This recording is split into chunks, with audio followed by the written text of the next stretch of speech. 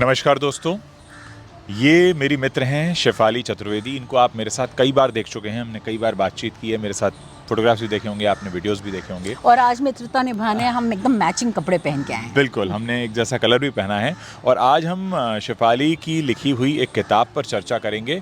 हम उस किताब के बारे में बताएं उससे पहले मैं आपको कुछ बताना चाहता हूँ। शेफाली एक ऐसी शख्सियत हैं जिन्होंने दुनिया भर में भ्रमण किया है। रेडियो पर्सनालिटी होने के साथ साथ ये बहुत अच्छा ज्ञान रखती हैं देश के बारे में और आवाज़ों के संसार के बारे में, और बहुत सारी सुरीली आवाज़ों के साथ। इनकी खुद की आवाज़ भी बहुत सुरीली है और उन्होंने बहुत सारी सुरीली आवाज़ों के साथ काम किया है। तो एक बहुत ही अच्छी पुस्तक आवाज़ों के जुगनू आई है। हम उसके बारे में बात करेंगे कि उस किताब में क्या ख़ास है, उसे क्यों पढ़ना चाहिए।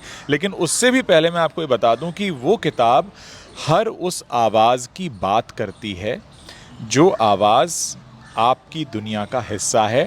यहाँ मैं सिर्फ सिंगर्स की बात नहीं कर रहा हूँ, न्यूज़ एंकर्स की बात नहीं कर रहा हूँ, रेडियो जॉक्स की बात नहीं कर रहा हूँ, मैं किसी वॉइस ओवर आर्टिस्ट की बात नहीं कर रहा हूँ।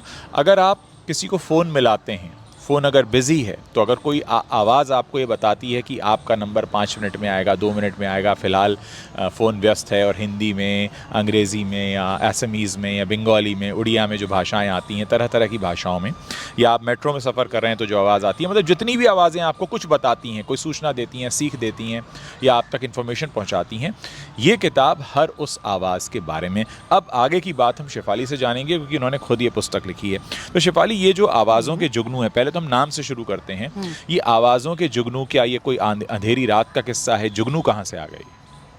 सबसे पहले तो थैंक यू उज्जवल, इस किताब की बात करने के लिए। हमारी आपकी तो बहुत सारी बातें होती हैं, बिल्कुल बिल्कुल, लेकिन इस किताब की बात करने के लिए, क्योंकि मुझे बहुत अच्छा लगता है जब कोई मुझसे पूछता है कि इस किताब के बारे में ज़रा बताओ। तो ये आपने बहुत अच्छा सवाल किया कि आवाज़ों की जुगनू क्यों।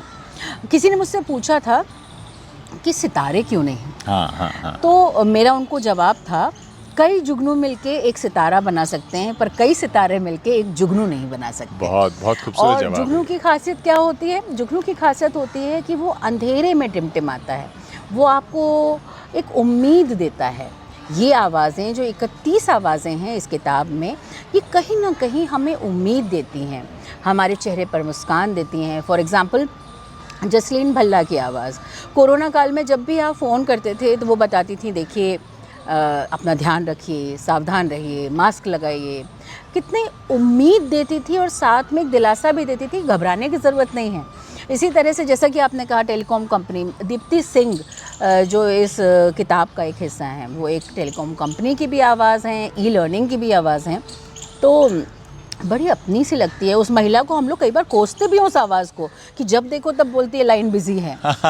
लेकिन हाँ, वो एक जानी पहचानी आवाज़ है, हमारे इस संसार का हिस्सा है। उसी तरह न्यूज़ कास्टर्स की आवाज़, दिल्ली मेट्रो की आवाज़, चाहे वो शम्मी नारंग हो, चाहे रिनी साइमन हो। हम इस समय दिल्ली में ही बात भी कर रहे हैं तो दिल्ली मेट्रो का जिक्र हुआ। हाँ। हमारे अपने बचपन से जुड़ी दूरदर्शन न्यूज़ की आवाज़ है रिनी साइमन, तो उनकी आवाज़, आकाशवाणी की आवाज़। और तो और, आपने अगर ऐड देखा हो, एमपी गजब है, किसकी आवाज़ है? रघुवीर यादव की आवाज़। बिना उनके एमपी गजब है कैंपेन आप इमेजिन नहीं कर सकते। अच्छा, हमारी ज़िंदगी में कितनी सारी आवाज़ें हैं कि अगर वो आवाज़ें हमें सुनाई देना बंद हो जाएं तो शायद हम ज़िंदगी को इमेजिन नहीं कर पाएंगे। बिल्कुल। कहाँ से आइडिया आया इसमें? किस तरह के संकलन आपने रखे हैं कि किसको क्या सोचकर आपने रखा है कि हाँ, ये आवाज़ का जिक्र या इस शख्सियत का जिक्र होना ज़रूरी है, तो वो बताइए आप। देखिए, सबसे बड़ी बात तो मैं अगर ये कहूँ कि मैंने कुछ किया तो वो हर तरह से गलत होगा। ये एक संयुक्त प्रयास है Indira Gandhi national centre for arts and culture की तरफ से। मेरा एक छोटा सा कॉन्सेप्ट था कि मैं ब्रॉडकास्ट वर्ड के अराउंड कुछ करना चाहती हूँ। डॉक्टर सच्चिदानंद जोशी, जो कि मेरे शिक्षक भी रहे हैं और वो इस समय मेंबर सेक्रेटरी हैं Indira Gandhi national centre for arts and culture के, तो उन्होंने कहा कि ब्रॉडकास्ट के लिए कुछ करना है तो ये करो ना कि कोई आवाज़ों का दस्तावेजीकरण ही नहीं है, डॉक्यूमेंटेशन ही नहीं है, तो कुछ उस दिशा में जाओ। वो लिस्ट रिगरस बनी कि किस तरह से होना चाहिए। शुरुआत हमने की थी रेडियो की आवाज़ों से। अच्छा, ओके। लेकिन फिर समझ में आया कि सिर्फ रेडियो की आवाज़ें नहीं, क्योंकि रेडियो भी अब सिर्फ रेडियो नहीं रहा, वो ऑडियो हो गया है, बहुत कुछ हो गया। तो अगर हम सिर्फ रेडियो की बात करेंगे तो वो थोड़ा एक तरफा हो जाएगा। तो क्यों ना हम हर उस आवाज़ की बात करें जो अलग अलग ज़रिए से पहुंच रही है, और वो किसी मीडिया की आवाज़ है, या फिर किसी शो फॉर्मेट की आवाज़ है, या कहीं किसी सर्विस की आवाज़ है। फॉर एग्ज़ाम्पल वो आवाज़ें भी हैं जिनको हम नहीं जानते पर वो पहचानते हैं, वो डबिंग आर्टिस्ट की आवाज़। चेतन शशितल का चेहरा भले कोई ना जानता हो, पर आवाज़ें हैं। शायद सचिन तेंदुलकर से ज़्यादा सचिन तेंदुलकर की आवाज़ चेतन शशितल ने निकाली है एड्स में। सोनिया नायर की आवाज़, फिर छोटा भीम और डोरेमोन की आवाज़ सोनल कौशल हैं। तो इन आवाज़ों को भी जगह दी गई, और ये अभी सिर्फ 31 आवाज़ें हैं, ऐसी कम से कम 200 आवाज़ें और होंगी। लेकिन ये कोशिश है, ये फर्स्ट स्टेप है। सेकंड स्टेप पे हम जाएंगे, कुछ और आवाज़ें होंगी। और एक कोशिश और है उज्जवल, कि हम सब ने अपनी टेक्स्ट बुक्स में पढ़ा है। आप अगर अपने बुज़ुर्गों के साथ बैठेंगे तो वो बहुत सारी बातें कहेंगे किसी न्यूज़कास्टर्स के बारे में, किसी आवाज़ के बारे में। लेकिन आज जो 16-17 साल के बच्चे हैं ना, उन्होंने नहीं सुनी होंगी वो आवाज़ें। हाँ। तो ये कोशिश ये भी है कि सिर्फ आप उनके बारे में पढ़ें नहीं, उनकी फ़ोटो नहीं देखें। इसमें ना एक स्कैनर है जिसमें आप उनकी आवाज़ सुन सकते हैं। अच्छा। उनके ऊपर एक रूपक जैसा बना है, फीचर बना है, जिसमें उनके कोलीग्स का इंटरव्यू है, उनके अपने इंटरव्यू के ग्लिम्पसेस हैं जो आप सुन सकते हैं, ताकि अगर कल को आप किसी 15 साल के लड़के या लड़की से पूछें कि तुमने पंडित देवकीनंदन पांडे को सुना है, तो वो एक तक आपका मुंह ना देखे, तुरंत कहे हाँ मैंने सुना है। और जैसा मैं थोड़ा सा पीछे जा रहा हूँ, मैंने जब पढ़ा वेदों के बारे में तो कहा गया कि वेदों की श्रुति होती थी, यानी वेदों को सुना जाता था। और कैसे कि पीढ़ी दर पीढ़ी जो है ना, वो आवाज़ ही हमें कंठस्थ कराती थी हमारे गुरु की, और फिर हम अगली पीढ़ी को आवाज़ के ज़रिए देते थे। तो दोस्तों, आवाज़ इतनी महत्वपूर्ण होती है कि हमारी कई पीढ़ियों ने सिर्फ आवाज़ से सीखा है। इंसान जब लिखना नहीं जानता था, या लिखने का जो डॉक्यूमेंटेशन था वो उतना ज़्यादा सुरक्षित नहीं होता था, तो लोग बोल कर ही सिखाते। तो आवाज़ हमारे लिए बहुत ज़रूरी होती है। और ख़ासकर एक और बात कही जाती है आवाज़ के बारे में, क्योंकि हम आवाज़ पे बात कर रहे हैं, कि सुनी गई चीज़ लंबे समय तक याद रहती है पढ़ी गई चीज़ के मुकाबले। बिल्कुल, मैं उसी चीज़ को आगे बढ़ाऊंगी जो आपने कहा।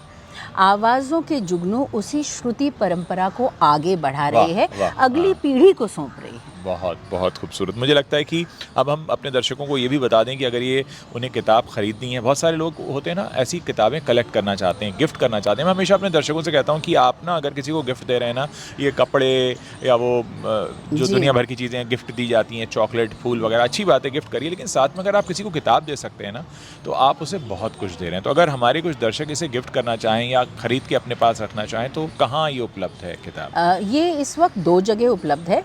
एक तो है IGNCA का जो ऑफिस है यहाँ पर दिल्ली में। अच्छा। जो पहले होटल जनपद हुआ करता था, वही अब IGNCA का ऑफिस है, उसकी लाइब्रेरी में उपलब्ध है।